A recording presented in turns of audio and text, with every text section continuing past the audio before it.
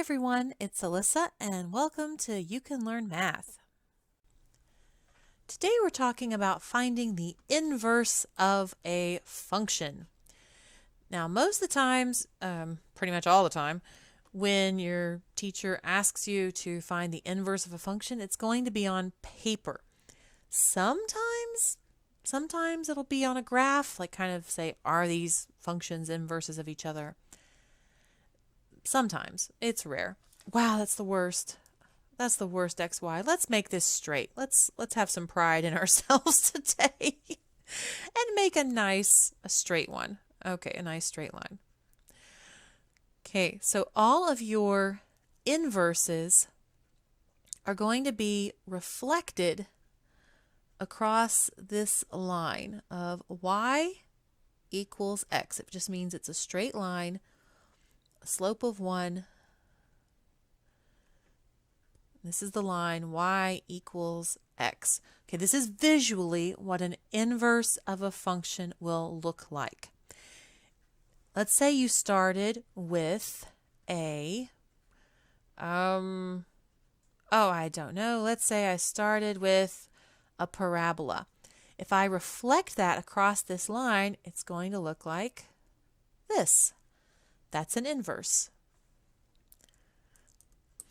If it was something that it can be anything, frankly. It could be something like this. Then the inverse would look like that. You know what I'm doing. I can't quite draw that perfectly.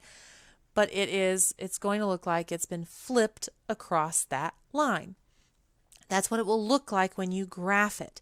But again, most likely your teacher is going to say, I want you to do this on paper. Find the inverse mathematically on paper. And you go, okay, how do we do that? The basic the basic principle, I can talk. The basic principle is actually really simple, really straightforward. And then it gets in the weeds. That happens in math all the time. You know this by now, right? Of course you do. So let's write the inverse of a basic line. We'll just start with a line. We'll go from there. Y equals, let's say, 3x plus 3. And we want to write the inverse of that. All you do, stay with me now, you change all the y's to x's, and you change all the x's to y's. Dun, dun, dun. That's the inverse. That's it. But is it? It's almost it. That is, if you put both of these, let's say if you're using, say, a Desmos or a TI graphing calculator, if you put both of these, as is, you just type these into either like your Desmos graphing calculator or your phone or whatever, or your TI-85, what have you, it's going to show you two lines that are mirrored across that, y equals x line. They're going to be mirrored. Might be something like, and this is not these lines, but it might look something like that, where it's mirrored across that line. That's the kind of thing you're looking for. But come on, you know by now it can't be that easy. And there is a twist, the dramatic twist at the end of the movie. Once you've swapped the x and the y, now you have to move things around and manipulate things and, move things all over the place so that you get it back into a y equals format. All right, so let's try that. We're starting with that inverse that we made. That is x equals 3y plus 3. And we want to put it as y equals. So we need y by itself. So we're going to undo everything that's been done to y. Y was multiplied by 3 and then 3 was added. So let's undo both of those. First, I'm going to subtract 3 from both sides. So I get x minus 3 equals 3y. 3 times y, the opposite of times is divide. So I'm going to divide by 3.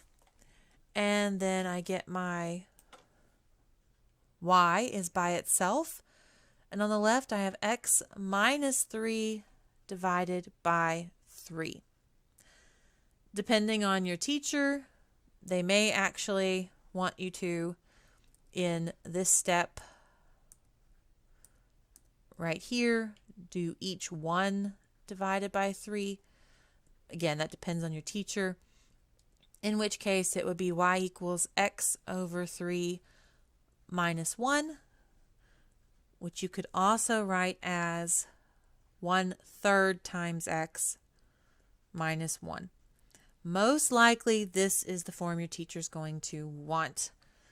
Again, go by whatever they say. That has to be the first consideration, is how does your particular teacher want you to do this? Okay, so that is the process. It's going to be the process for all of these. You change all the x's to y's, all the y's to x's, and then get y by itself. Where it gets a little complicated, there's two things that can be kind of thrown in there.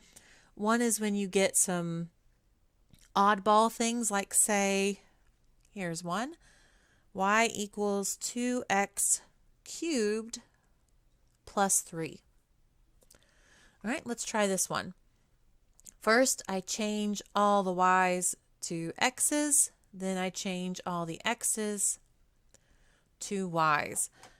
Okay, so there's my beginning point. That is the inverse, but now I need to rewrite it so that y is by itself. I'm going to subtract 3 from both sides. I get x minus 3 equals 2 times y cubed. I'm going to go up here. I'm going to divide both sides by 2. So I get y cubed equals x minus 3 divided by 2. And then what do you do after this point? Y cubed. What's the opposite of being cubed? Well, the opposite of being cubed is taking the cube root of something. So that gets rid, it undoes that cubed, and you get y. I'm just going to put the y on the left and the other on the right, equals the cube root of x minus 3 over 2. I mean, you look at where you started and you look at where you finish, and they look very different. They just do. That's part of what makes this, where you're like, really? Is that right? Because you're starting with something like, okay, I can clearly see why that's the inverse, and then it becomes this over here. But that is the process. You just keep undoing what's been done to y until you get y by itself. The other version that you're likely to see, and I say likely, you will see this, you just are, is something like this. Let me find a good sample problem here. Let's say they give it to you like this. They say f of x equals x minus 6 squared. Write the inverse. You're like, there isn't a y. There's no y there. What do I do? All right. This f of x, this is how you're going to do it.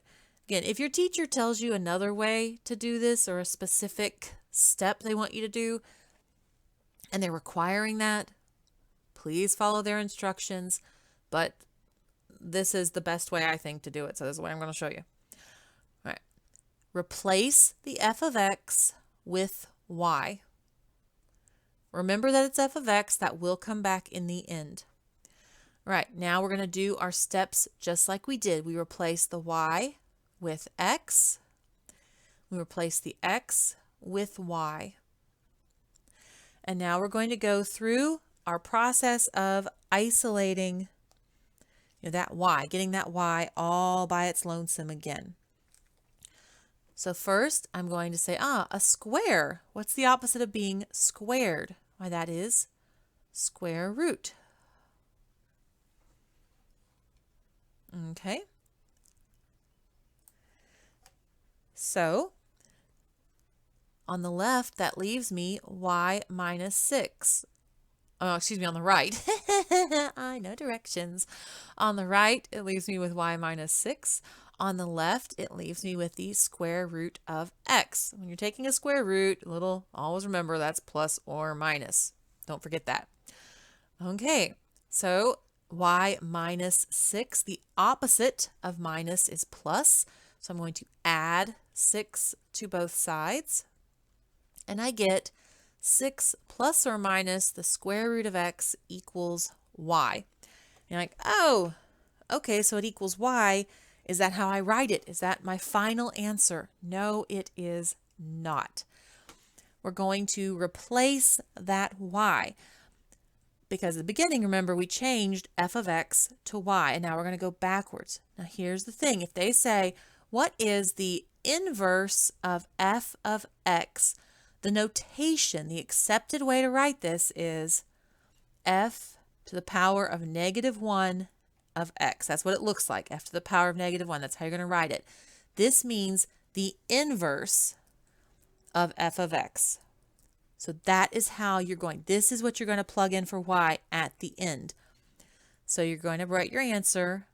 It looks like f to the power of negative 1, parentheses x, 6 plus or minus square root of x.